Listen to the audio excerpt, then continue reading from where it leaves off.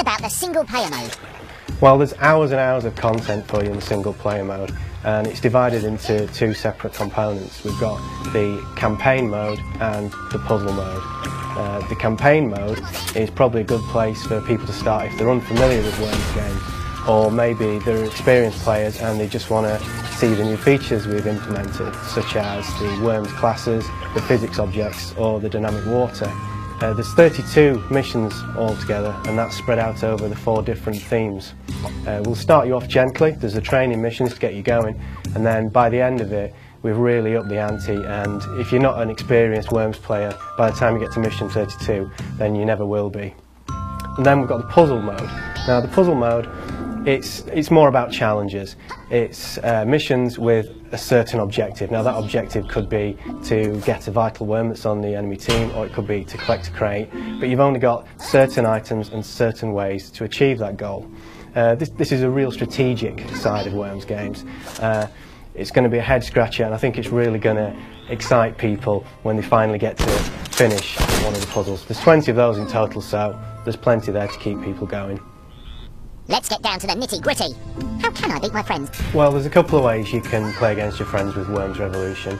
There's local play and online play.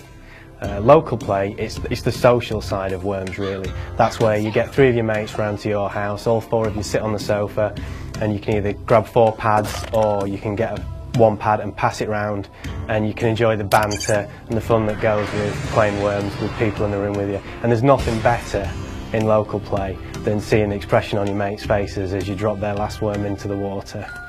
And then you've also got the online mode.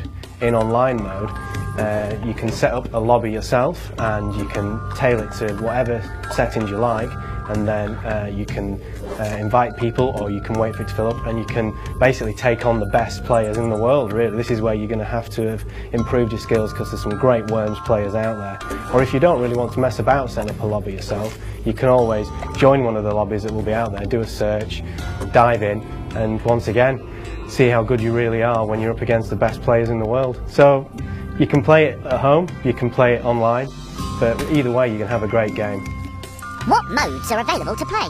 Well, we've got 3 modes that you can choose from to play. We've got the deathmatch mode, the forts mode, and the classic mode. Deathmatch mode is probably the bread and butter mode really in Worms Revolution. It's the one that most people will be familiar with, and maybe the mode that people will play first.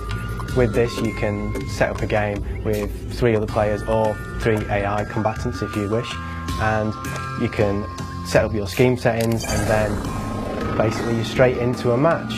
You're going to be able to use the physics objects, the dynamic water, and make use of the classes, and it's a case of the last worm standing.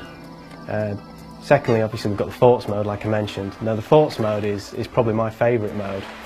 What we've got there is similar to deathmatch mode in fact, but the landscape is set into 2 separate forts, one either side, with a body of water in between.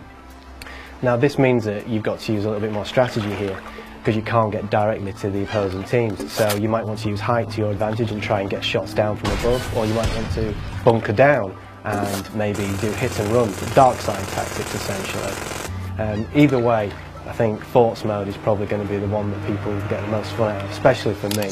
Because aside from the fact it looks beautiful as well, I think it's probably one of the most beautiful landscapes we've created, the forts mode. And lastly, we've got the classic mode. Now the classic mode is for the Worms purists. It's for people who have played Worms before and maybe they want to experience that same kind of game. They don't want to have the dynamic water, they don't want to have to mess about with Worms classes, and maybe they don't want the random nature that a physics object might include in the map. So that's all removed, and they can get on with playing Worms classically as it was originally intended. So there's something for everyone really in all the games modes.